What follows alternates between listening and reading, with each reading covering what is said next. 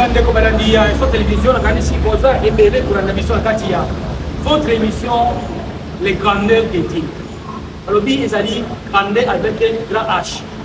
De l'eau avant que votre secrétaire encore. Énième fois, c'est un qui est un espabino, grandeur des Dieu, grandeur des Dieu. Donc, il connaît l'autre, puis Messie passe, on vous trouve tout le voyez. Oui, Toko Belaye, avant que tu aies plusieurs points. Oyo, tout le qui sont. Donc, on va étaler, par exemple, l'intérêt public, parce que ils sont aux alliés par exemple. Avec papa, aujourd'hui, par exemple, c'est qui ont pas mon aïe, les deux, après beaucoup de jours, après plus ou moins 5 ou 6 mois, pour l'intégration, donc la 5 mois, on a aussi 4 émissions, on a plusieurs grandes. Regardez ici, vous voyez ça. Regardez ici, on a des télévision, avant que nous sommes là pour faire papa, par exemple, la prière. Nous avons Zindo dans l'émission parce qu'on a beaucoup de choses à dire par rapport à ce qui a mis dans les mots. Ok, nous prions. Père éternel, Dieu de grâce, nous te disons merci. Merci pour cet temps merveilleux que tu nous offres, Seigneur, pour nous partager ce qui est ta parole. Que ton Esprit Saint vienne de nous assister au nom de Jésus-Christ de Nazareth. Que toutes ces paroles puissent impacter nos cœurs au nom de Jésus. Amen. Oui, Bandeko, voilà, on dit à la télévision. Je vois que vous êtes aux États-Unis, de ta face, Brésil, passez par là, et ça aussi nous fait plaisir que le mois de Brésil. Souvent, ils donnent pour le chapeau, pour les émissions qui font ça. Et autrefois, on a beaucoup de points. À te montrer, d'abord, dans la Bible, on va parler aussi des exemples chrétiens, des exemples chrétiens. Pour être un peu plus sobre, pour apporter plus de réflexion. Donc, il fait des guinées qui viennent à côté de l'eau. On va faire comme ça, la différence entre les chrétiens, on va y avoir des grandeurs là. On va appeler des sorciers qui sont dans l'eau. Est-ce que les sorciers qui sont dans l'eau là, on va faire des choses sur le puits. Et on va faire des guinées à côté de l'eau. Les sorciers qui sont dans l'eau. Et que votre appris ce que nous avons mieux. Quels sont les signes de cet esprit? Vous pouvez pas le parce que moi, non, il n'y a pas de libanda. Non, papa, moi, avec libanda. Donc, regardez ici, on banda déjà avant que. Première question, avec votre serviteur, papa, tu peux nous aider nous. D'abord, bienvenue. Merci beaucoup. Merci beaucoup. D'abord, nous sommes dans l'église de Sion, montagne de Sion. Montagne de Sion. Nous sommes dans l'église Montagne de Sion. Ok. Montagne de Sion. Ok. On va plus dire c'est quoi? Par exemple, mon petit. Grandeur en Zando. Grandeur en Zando. Papa Canon. Tout le monde va finir la Bible. Azapai. Azapai. Mais, on peut dire que c'est la Bible. Est-ce que nous avons fait ça par la Bible? Merci beaucoup. À cause de la païenne, bien sûr, la païenne, c'est la carte Bible, nous connaissons l'histoire d'un roi païen. Et le Seigneur a touché son cœur, il veut créer tous les matériaux possibles pour qu'on puisse construire des temples et des Jérusalem.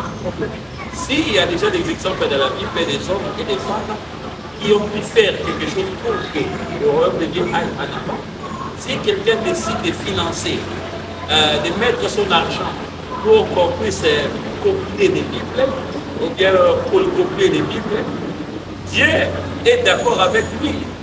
Et Dieu aussi va lui bénir. Mais concernant le salut, je ne pense pas que la personne ira au ciel. Mais le Seigneur lui donnera l'occasion pour qu'il puisse entrer au ciel. Un exemple de cet homme-là qui était païen, Nathan, il y a Actes des Apôtres, où il y a au centre, ange a loué la qui est. Avec au centre de Nathan, ange a dit que au monde, ils ont dessus la table. Mais, au Kende, na telle cité, dans la montagne telle, où il y a bien, qui s'est aya, avec le problème qui s'est c'est-à-dire, la personne avait trouvé l'occasion. Le Seigneur a mis à sa disposition toutes les choses possibles pour que la personne-là obtienne des saints. Nous sommes à Bible à financer.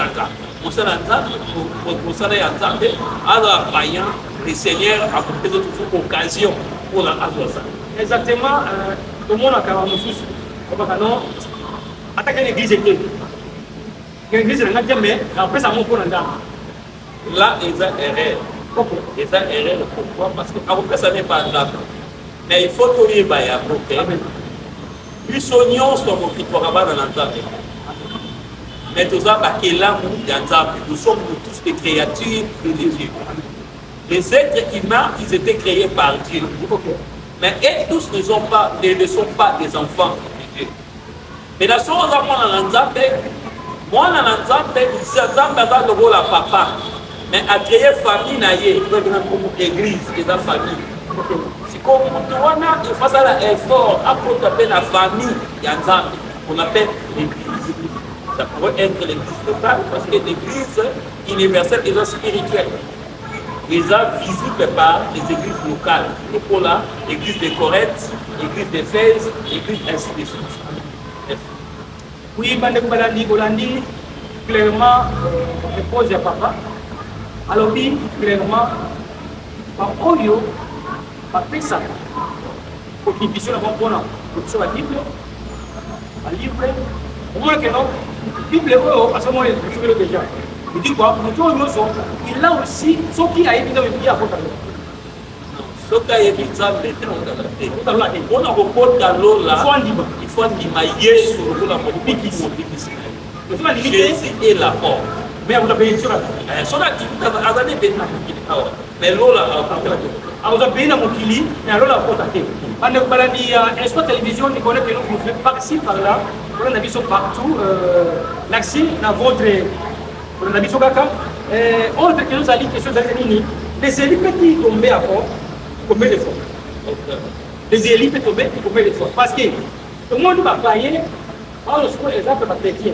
Ah, ça va prendre à Kouyaka même. Il peut avoir fait la. Merci beaucoup. Je ne peux pas dire que les élites vont tomber cette fois. Ce n'est pas ça. La Bible dit les justes tomberont cette fois. Ok. La Bible ne dit pas que les élites tomberont. Non. La Bible dit les justes tomberont cette fois. Qu'en est-il pour les élites? Il y a aussi le concept de Wana Torivakate pour comprendre Yango. Moutounion Soro Aputani na Jésus. Ayambe Lola Moutounion l'office c'est bien élu. Nzambe da Pombi. Pour la Akuma Mwana. Mais la soirée pour moi dans la Nzambe, est-ce que vous avez le droit de faire la culture? Non, la Bible ne dit pas ça. Parce que la Bible dit un enfant de Dieu ne pêche pas. En accord avec un Jean, on va vous expliquer un peu. Si tel est le cas qu'un enfant de Dieu ne pêche pas, le péché pour nous, les enfants de Dieu, c'est un accident. Et ça, quelque chose qu'il faut abominer, c'est un accident. Mais si quelqu'un qui se dit c'est un enfant de Dieu, et il est en train de projeter, moi je doute que Hazard est un enfant de Dieu. Oui, est-ce qu'un élu, il faut tomber combien de fois? Oui. Moi je dirais que je ne sais pas. D'une manière sincère, je ne sais pas. Mais ce que je sais, si tu es un enfant de Dieu, les sous et pas naïo, il faut de l'accident, il faut de quelque chose qui est prémédité. On a mon abomination, et ça y a moi là. Oui, Bande Bolandi, Espoir Télévision, Bolandi, papa Thomas a dit sur papa Pasteur Aloni, ceux qui ont préparé ma soumu, quand ils ont dit que ça va être et ça y a moi là. Parce que quand la justice, quand on pas non, l'homme on s'est ma soumu. Après on va dire ça. OK. Dans le cas de bien que l'ensemble se couille après la raison de Zambali Bisangai. Il faut dire que notre Dieu c'est un Dieu amour. Amour. OK. Il est aussi un Dieu juste. Amen. Il est amour, il est aussi juste. Il y a des attributs majeurs qui définissent notre Dieu. Il est juste, il est amour. Amen. Quand il y a amour, il y a miséricorde. Il y a compatissance et ainsi de suite. Quand il y a justice, il y a colère, il y a la carte. Et ce qui est au pour vous qui sont au que nous sommes là, nous sommes Dans l'émission, c'est qu'on est mis à bêter. C'est qu'on est mis à bêter. Amen. Ce qu'on est mis à bêter, on peut préméditer les sous-notés. Mais par contre, aux autres, on a esprit, il y a grande, il y a grande, parce que, au yébi à l'anani, mais la crainte de Dieu, les crainte de la paix, les le respect le plus élevé. Vous avez toujours un respect naïe, mais respect na maloba. Je pense que. Merci papa. Beli ba ko ya te mais beli ba ko ya ko reconnaître ba ko ça l'effort que non ba ko ya te. Eh yo mutu oyo ko prepara ko ya. Attention. Dans la mappe. Oui, bande ko balandi toujours na kati ya émission biso grande de Dieu, grand H, gradé. Gradé. Oui, toujours papa pour les amis, tous les amis. Toujours ma question c'est les publics les amis. Dès que nous avons à cet esprit.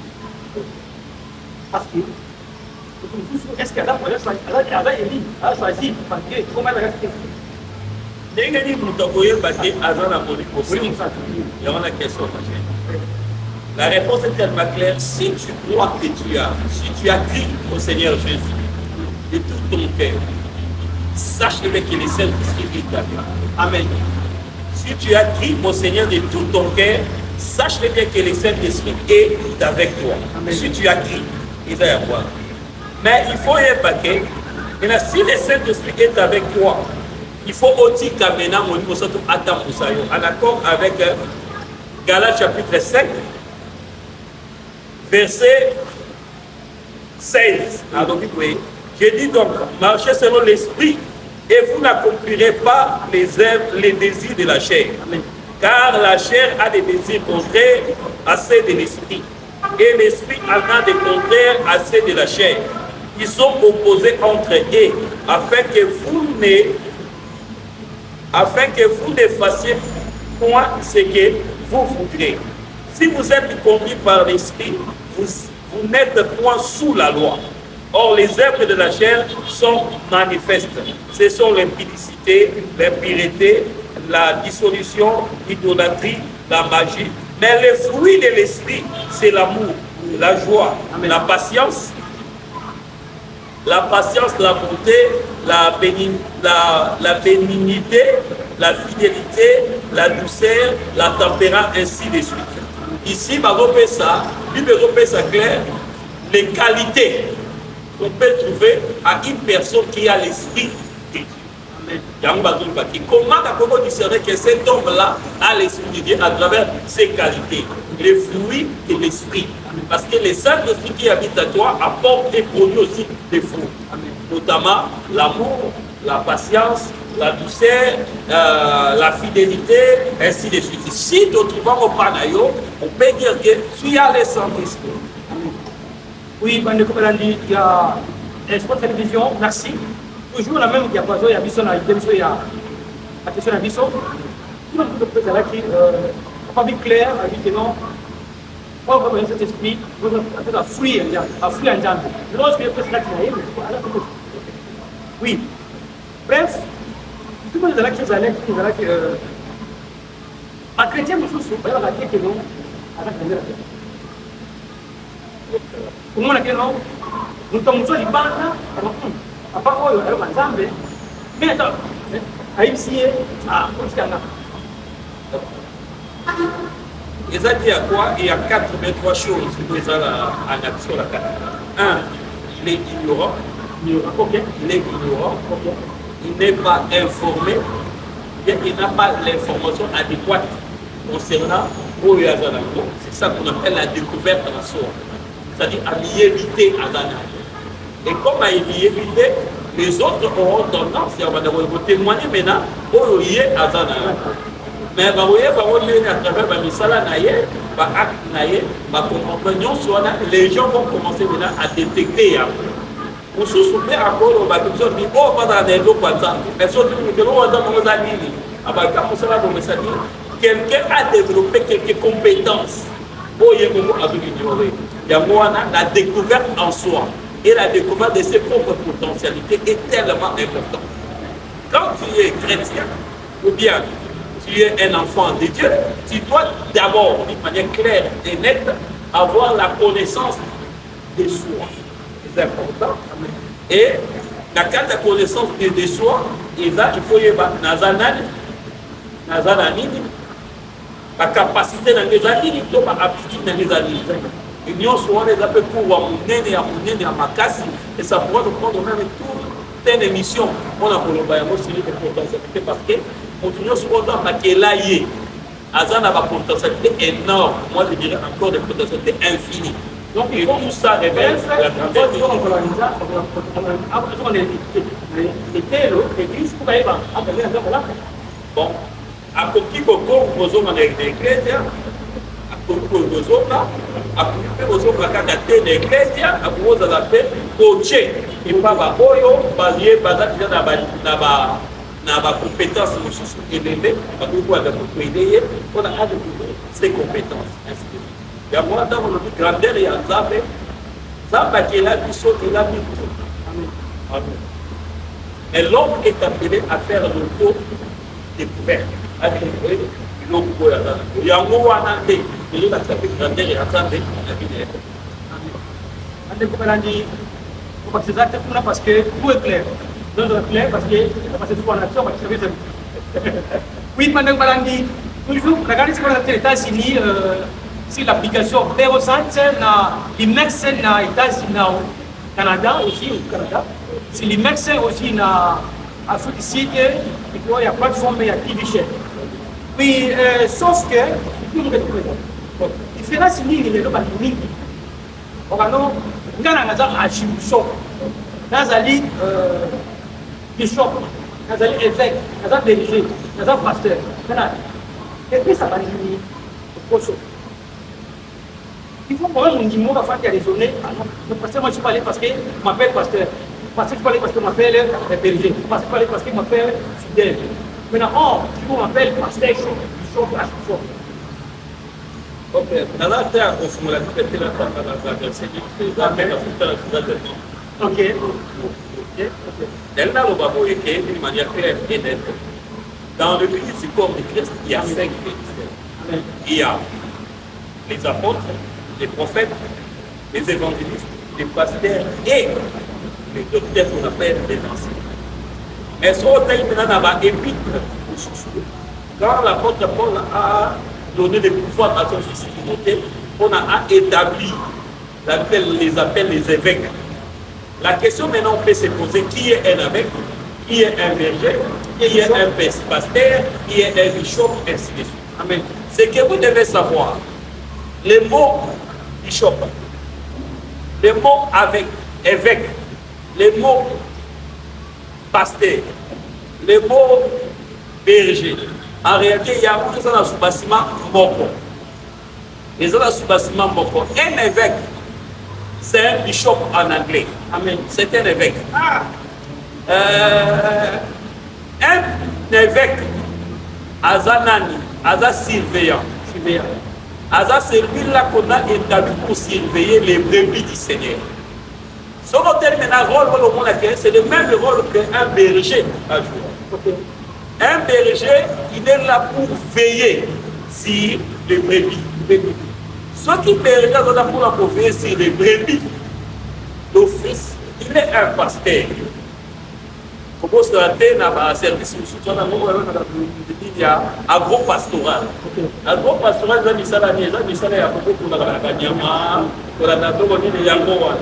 et concept, il y a pasteur, il y a un bishop, il y a un évêque, il y a un berger, ainsi de suite. Les autres, on a presque parce que les gens et dans l'ordre, il y a l'église. Dans notre église, il faut d'abord frère, après frère, mato, comme serviteur, après serviteur, après il y a responsabilité pour berger, après berger, comme évangéliste, après évangéliste, comme pasteur, après pasteur, comme l'homme, apôtre. Mais tout ça, ce sont des complications inutiles. Et ça, ce sont des complications inutiles. L'appel de Dieu est à la Amen. Quand Dieu t'appelle, si Dieu t'appelle comme pasteur, tu es un pasteur. Mais comme la chose de pasteur, comme l'église est mêlée, comme apôtre. Mais si nous allons dans la définition phare Yabamo, en réalité, un apôtre, c'est un envoyé, point barre. C'est un envoyé. Et un pasteur, c'est celui-là qui veille sur les brebis du Seigneur, ainsi de suite. Un évêque, il est celui qui veille. Un pasteur, il est celui qui nourrit, ainsi de suite. Il n'y a pas assez de complications là-dessus. Ok. Quand on parle de si vous qui je pense qu'on va beaucoup de concernant différents archbishop, évêques, archbishop, ou nous sommes à la maison, à mon nom, à la femme, les hommes il veille sur les Seigneur. Mais dans les jours à venir, il y a maintenant un concept clair. Ok. Tout expliquer comme l'émission, les gens la faire dans un modèle, il y a un dans le Amen. Mais quand on parle d'espace télévision, quand ici, nous sommes déjà presque dans la suite d'abord, tout le monde est papa.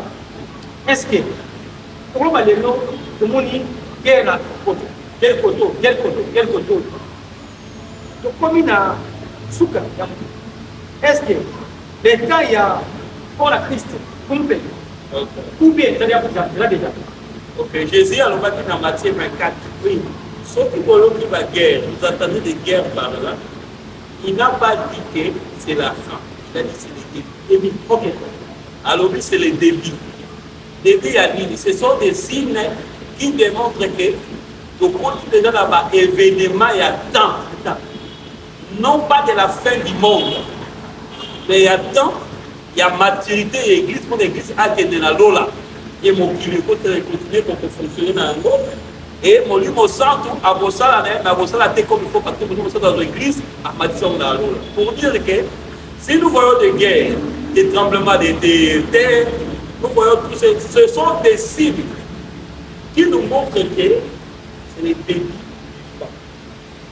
Que tout enfant de Dieu doit maintenant rester debout. Et ça, l'image pour et puis ça m'a les enfants qui sont dans le document. Zamba ici, bango ke obo malanu. Oza makina na baleton. Obo maye bola mbaye bola le même jour. Au lieu que le même jour, que bola na matiti ya bololo. Aussi baba vete na maboko, bola ta boza la debout parce que c'est le temps de votre liberté et le temps de votre délivrance. Pour dire d'une manière claire que les guerres, et donc pour annoncer que tant il y a délivrance, il y a l'église est commis. Tant l'église est préparée, elle a enlevé que l'Alola est coquille. Que chaque chrétien a comme conscient de tous ces événements qui se passent sur terre et doit se préparer à conséquent pour embrasser ce qu'on appelle le Messie. Oui, bande ko balandi, ça te donne merci. Quand ici, on va se rendre parce qu'il y a encore un travail de cette situation. Là, on va s'amener, il y a un mouabi, on va bien ça, on va bien. Oui, bande ko, on va bien. Tant il y a que les bandits, bref, les bandits macabres. Oui, bande ko balandi, toujours la autre émission, il y a quelques minutes, c'est au Kibabino, tu peux pénétrer dans cette émission. La autre émission, il y a Alliance, c'est là qui n'ont pas tout. Alliance, c'est différent. Alliance ya Nzambe, alliance ya Abraham. Watu ndima alliance. Ok. Avant que nous répondre à la question de pourquoi, nous avons la tête pour le faire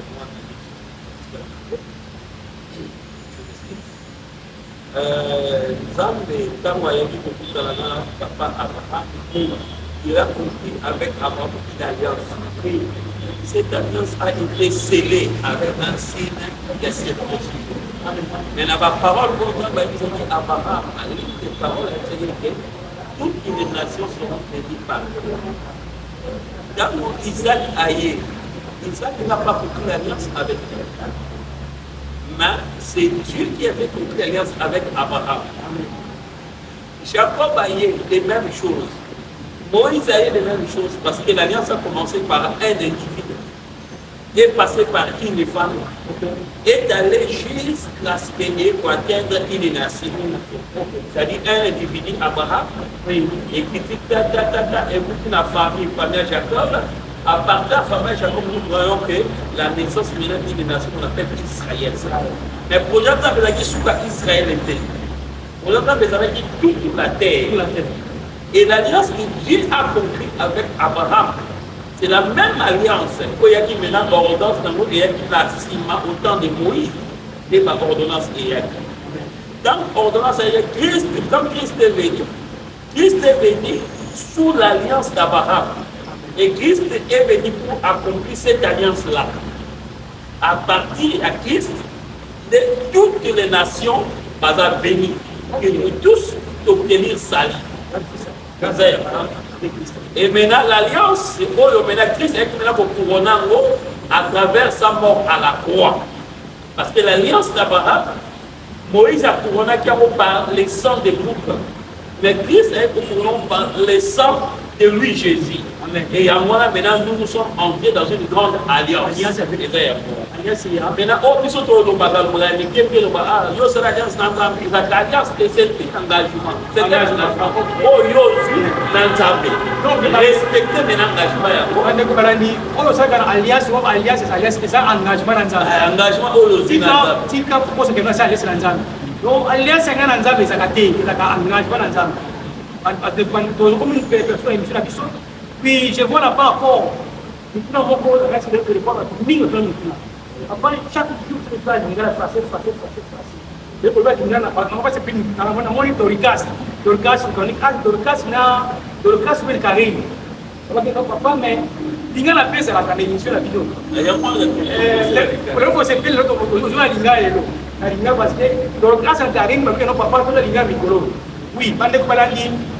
c'est ici, prochainement, tu vas verser mon fils pour voir qu'il y a un bishop. Tu vas sous à Béli, Bagas Béli, dans l'alliance. Maintenant, les lois ici, ceux qui, tous les alliés, papa, on est papa, après ça, mon pour la bombe, mon pour la bombe. Bakana batako mate, tuana batako kapa, eza moto go akagate, eza lorgi. Bandeko na ngai oyeba ke nyonso eza koleka oyo Dieu te contrôle à quelque chose. Amen. Toyebi yango ke pasi eza tellement makasi et passe na bino eza passe na biso nyonso. Amen. Nazoloba te maintenant en tant que pasteur, nazoloba en tant que Congolais. Amen. Et nazoloba te nous tous nous sommes ensemble. Amen. Et que la main du Seigneur est toujours sur vous. Amen. Nzambe ayebi pourquoi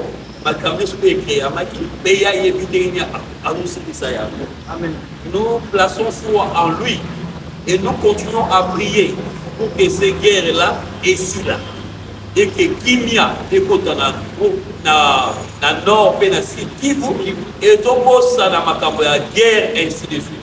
C'est ça notre prière de temps en temps. Quelqu'un me dira que déjà parmi la signataire de la femme. Oui, même si c'est parmi la signataire de la femme, nous allons prier. Parce que Dieu exauce les prières. Amen. Nous allons prier pour que la paix est arrivée dans la des provinces. Dieu est avec vous. Pourquoi quand on était, au Tikaïté, au Kodo Sambela Yé, Yayemi Makapri Nouye Adosala, quelque chose qui nous dépasse, nous tous. Mais lui, il a les derniers mots sur cette guerre. Et je sais qu'il va mettre fin dans cette guerre. Merci beaucoup. Que Dieu vous bénisse. Et nos soutiens, et par la vie de l'Union Spéciale. Merci papa. On a cette ici. Samy, on a la Goma, on a la Kissa, on a la Goma. Aujourd'hui, les poses déjà. Soutien, papa, pour la vie de la Goma, on a la Goma. Oui, la Galicie, on a la Katia, ce que je veux dire, moi, il y a. Mon anglais à Souka. Mon ngai ya suka pona lelo soki na lobi ya mote na faillir na biso na temps pasteur. Amen. De konanga nzamba libiomi. Et il a un plan merveilleux pour toi. Amen. Et Dieu t'aime à la folie. Nous sommes dans la ayebi et il te comprend tellement. Mais c'est que Dieu veut. Il veut que tu puisses lui donner sa vie. Pesa yebo moina yo, soko pesa yebo moina yo, yeba yabo est la meilleure décision, le meilleur choix pour ça à la montée. Et si tu es prêt pour donner ta vie à Jésus-Christ, fais avec moi cette prière. Global Angaï, Polo Yesu. napesi yo bomoi na ngai nandimi ke naza moto ya masumu nayebi ke olingaka ngai atala masumu na ngai bolingo na yo yango ozotinda ngai na repentance. Père, aie pitié de moi. Au nom de Jésus-Christ de Nazareth, n'acceptez yo lola mokonzi mobikisi na ngai nandimi ke Yesu akufaki asekwaki mpo na ngai. Maintenant nakomi mwana na Nzambe, maintenant nazala oyo ya Nzambe, naza susu ya Satan te, naza mena mwana na Nzambe, tika mena nga nasambela mpo. Père éternel, Dieu de grâce, dans le nom de Jésus.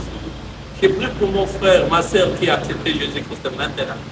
J'ai prié aussi pour mon frère, ma sœur qui marche dans la vie chrétienne. Donc il a besoin de ton aide, Seigneur. Viens par ta puissance, par ton pouvoir et par ta sagesse pour aider mon frère. Il a besoin de la clarité, amène la clarité. Il a besoin d'une réponse, apporte cette réponse. Il a besoin d'une solution, apporte la solution. Car tu es le Dieu tout-puissant. Je fais appel à toi au nom de Jésus. Viens et entre dans ces problèmes et apporte toutes les solutions possibles au nom de Jésus. Bénis sa vie, bénis tout ce qui est tout autour de lui, au nom de Jésus-Christ.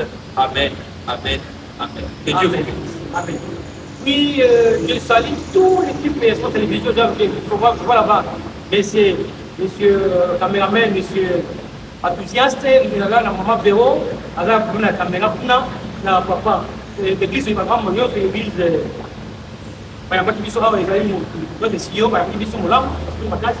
Je crois dire qu'il y a avec nous. Je salue toute la communauté de l'église de la montagne Sion. Je salue ma femme aussi, mes enfants. Et je salue tous mes collaborateurs et les voyages de ce